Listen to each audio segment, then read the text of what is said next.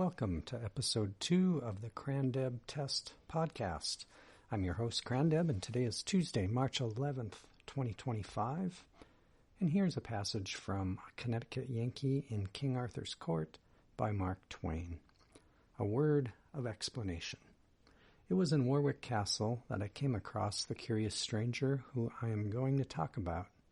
He attracted me by three things: his candid simplicity, his marvelous familiarity with ancient armor, and the restfulness of his company, for he did all the talking. We fell together, as modest people will, in the tail of the herd that was being shown through, and he at once began to say things which interested me.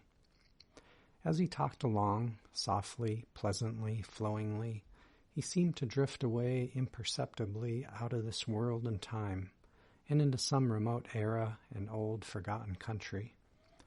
And so he gradually wove such a spell about me that I seemed to move among the specters and shadows and dust and mold of a gray antiquity, holding speech with a relic of it, exactly as I would speak of my nearest personal friends or enemies, or my most familiar neighbors.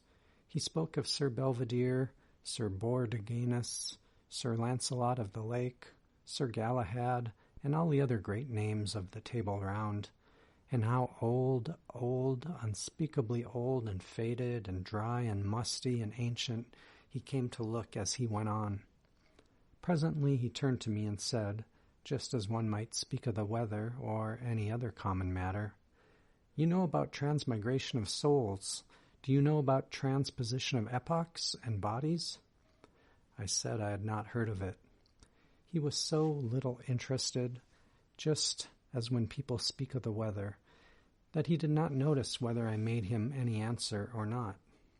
There was half a moment of silence, immediately interrupted by the droning voice of the salaried cicerone. Ancient hauberk, date of the 6th century, time of King Arthur and the Round Table, said to have belonged to the knight Sir Sagramore le Desirous. Observe the round hole through the chain mail in the left breast. Can't be accounted for. Supposed to have been done with a bullet since invention of firearms, perhaps maliciously by Cromwell's soldiers. My acquaintance smiled, not a modern smile, but one that must have gone out of general use many, many centuries ago, and muttered, apparently to himself, "Wit ye well, I saw it done." Then, after a pause, added, "I did it myself." By the time I had recovered from the electric surprise of his remark, he was gone.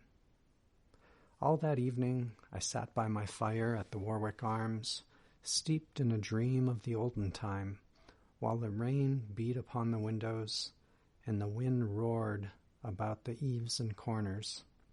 From time to time I dipped into old Sir Thomas Malory's enchanting book and fed at its rich feast of prodigies and adventures, breathed in the fragrance of its obsolete names, and dreamed again. Midnight being come at length, I read another tale for a nightcap, this which here follows, to wit. That's a passage from A Connecticut Yankee in King Arthur's Court by Mark Twain. Thank you, and we hope to see you again.